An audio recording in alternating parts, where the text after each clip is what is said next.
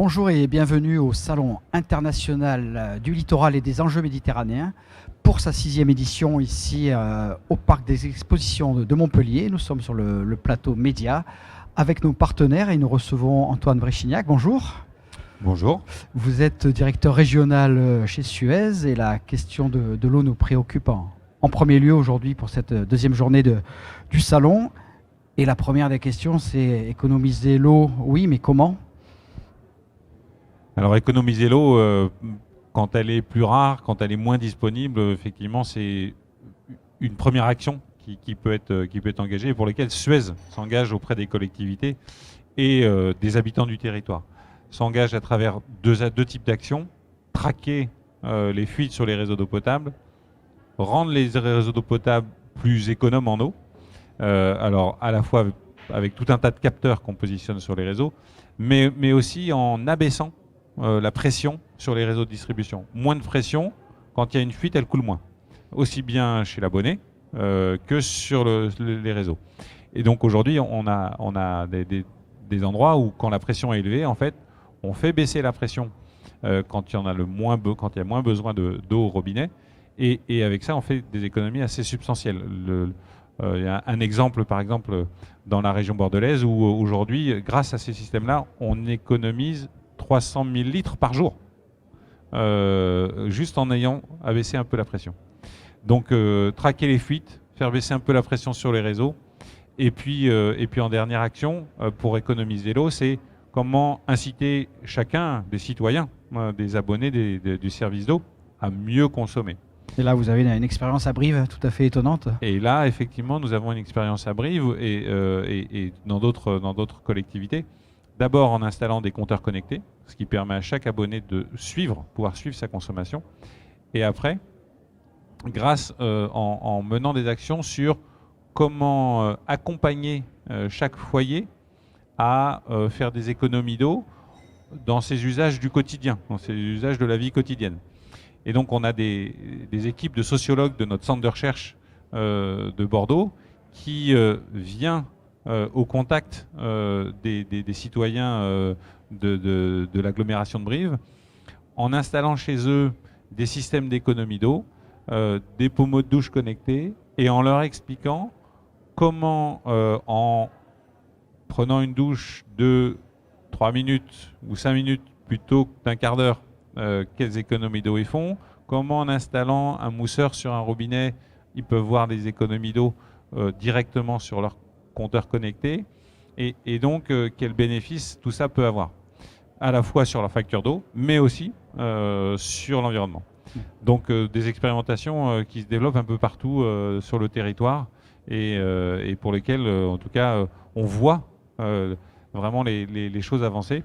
À Brive, on s'est engagé auprès de l'agglomération de Brive à réduire globalement les volumes d'eau prélevés sur la ressource de 21% sur la durée du contrat, qui est donc un objectif ambitieux, mais auquel nous sommes engagés et nous croyons. D'accord. Économiser l'eau, c'est une première chose. Et puis on parle beaucoup de la réutilisation de l'eau.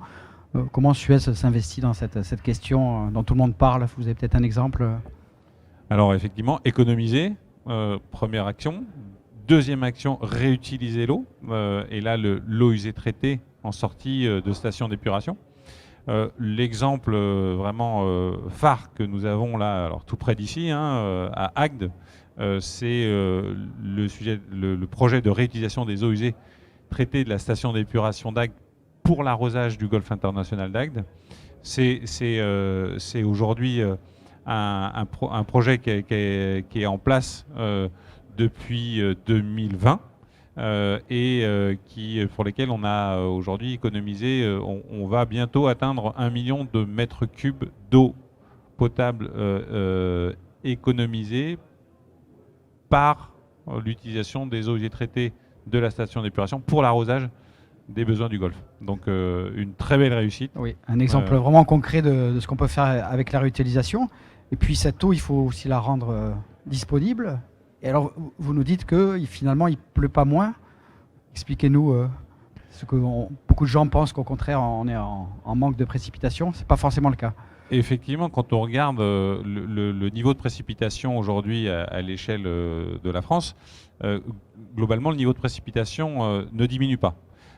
Les climatologues ne prévoient pas de baisse générale du niveau des précipitations en France. Ce qui n'est pas le cas dans d'autres régions du monde, hein. Mais en tout cas, pour la France, ce n'est pas le cas. En revanche, on est soumis au phénomène du trop d'eau et trop peu d'eau.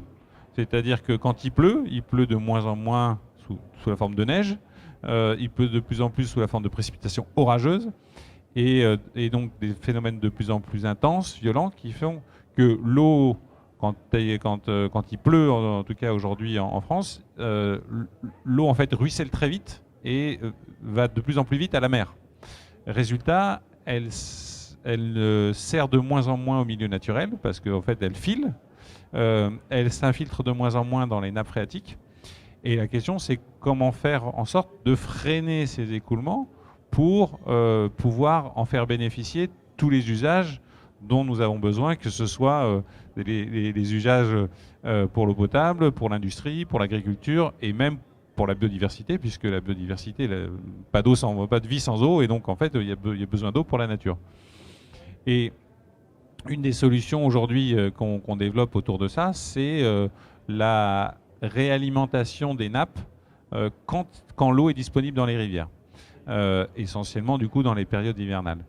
Et sur un exemple que nous avons mis en place déjà maintenant depuis de longues années à Hyères-les-Palmiers, c'est utiliser l'eau de la rivière pendant l'hiver, de la stocker dans des bassins d'infiltration.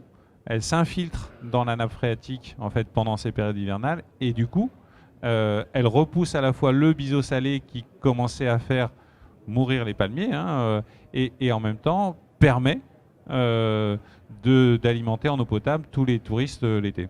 Donc voilà, un cycle naturel reproduit pour faire en sorte de rendre l'eau disponible. Et donc ces solutions-là, comme d'autres, sont aujourd'hui à développer sur les territoires sur lesquels on a ces difficultés de disponibilité d'eau au moment où il y en a besoin, pour permettre aux territoires de continuer de prospérer et de développer leurs activités, qu'elles soient économiques, agricoles, touristiques et bien sûr environnementales. Antoine Brichignac, merci beaucoup. Merci à vous. Et bon salon. Merci.